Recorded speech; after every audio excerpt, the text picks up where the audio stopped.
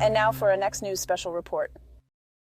The world's geopolitical stage is buzzing with a highly alarming prediction. Germany might soon be overshadowed by the Russian flag. This isn't a baseless rumor. This chilling warning emanates from a powerful figure deep within Russia's propaganda stronghold. As Europe grapples with this revelation, Germany is already mobilizing its defenses, and everyone's asking, are we witnessing the precursors to World War III? How real is this threat, and what could be the global implications of such a bold claim?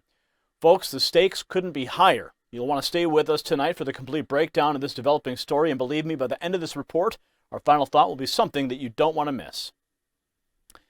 Vladimir Solovyov, a dominant figure in Russia's media landscape and an unwavering supporter of President Putin, has stoked international concerns. Hosting Russia One's political program, he's not a stranger to controversial remarks, and just recently he indicated that Germany would, in the foreseeable future, exist under the Russian flag. The implications? Staggering. And backing this, Germany has solidly stood by Ukraine, particularly in the conflict initiated by Putin in 2022. The German Defense Ministry recently announced their hefty support package for Kyiv, which included a whopping $1.1 billion in weapons, vehicles, and air defense. Given this staunch support for Ukraine and their clear opposition to Moscow, Solovyov's assertions insinuate that Russia might someday dominate Germany. A chilling statement from the German defense minister affirmed these tensions, declaring Germany must be able to defend itself and we must be prepared for war. Watch.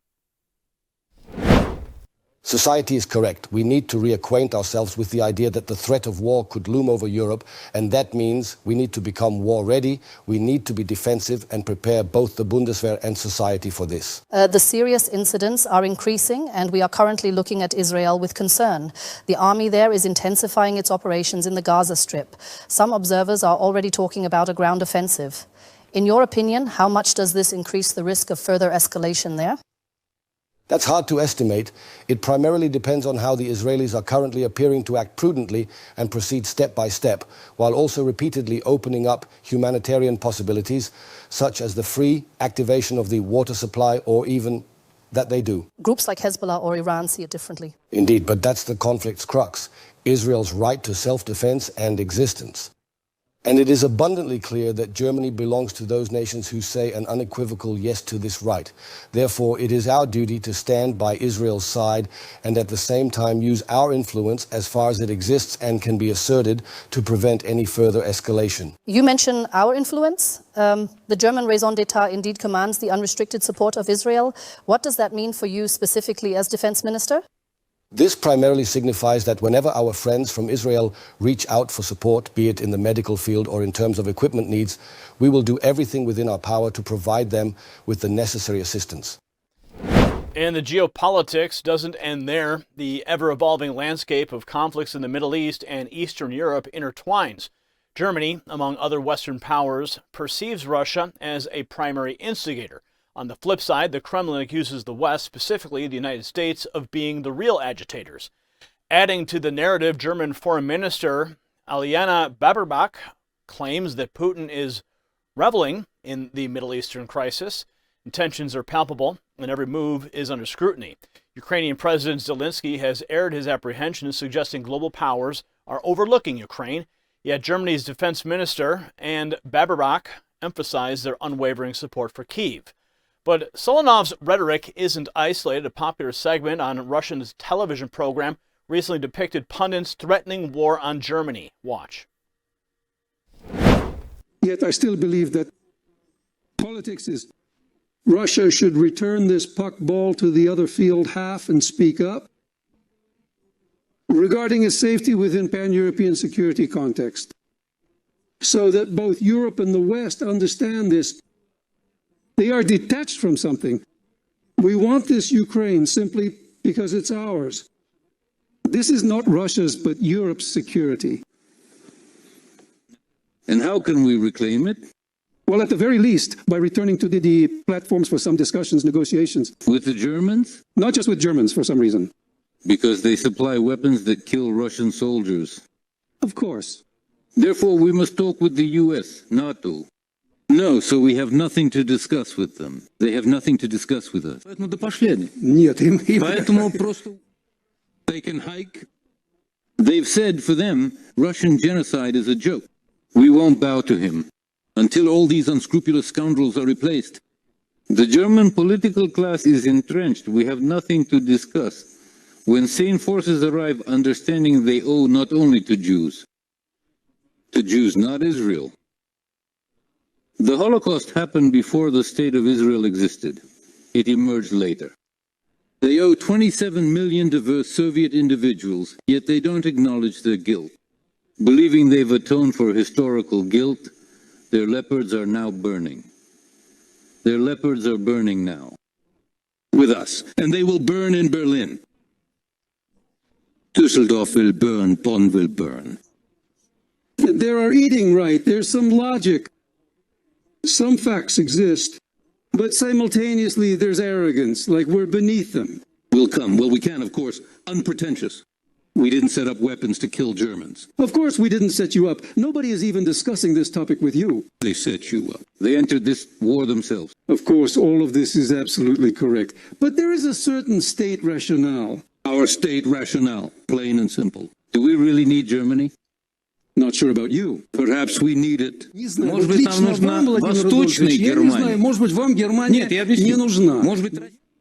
I'm sure that a certain number of Russian citizens, perhaps even a very large number of Russian citizens, including the main citizen of Russia, Putin, who loves Germany, undoubtedly need Germany. He loves German culture, not Germany itself. Including. Therefore, I would very much like to hear from Vladimir Putin that Germany is not needed. Didn't you see Vladimir Vladimirovich? Putin doesn't talk to German leaders. No, he doesn't converse with German leaders, but when necessary, he speaks. He repeats this in German. He repeated it in German to make sure. It was clear about the Nazis in Germany. He respects Germany's significance. But not this vile government. But I don't know about that. What don't you know? It was said, the further you go. Hold on, what did Putin specifically say? Putin stated, advancing further leads to Nazism.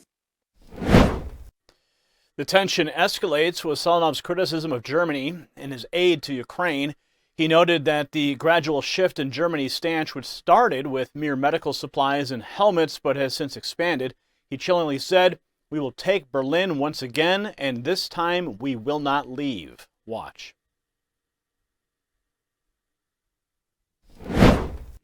Germany abruptly severed relations everywhere. Initially, they stated, we can't supply only medicine and helmets. Over time, they agreed to supply everything needed.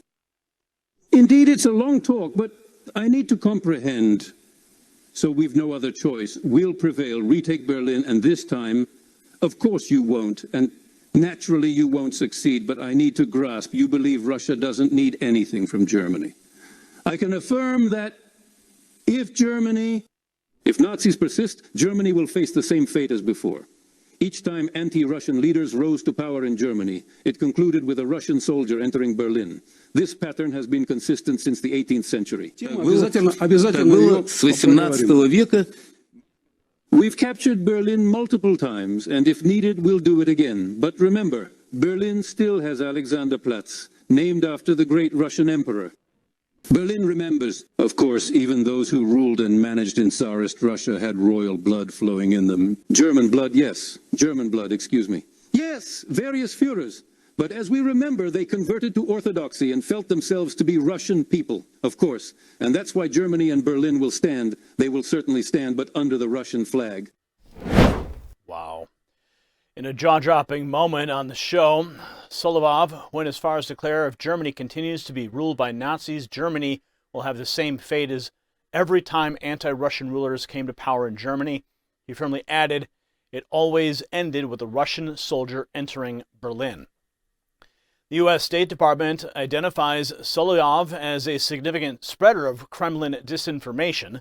Throughout Russia's invasion of Ukraine, he's gone to great lengths in his statements, even suggesting Moscow should use nuclear capabilities against countries that back Ukraine. So in this intricate web of global politics, it's vital that we don't underestimate the gravity of such warnings and the domino effect they could set into motion.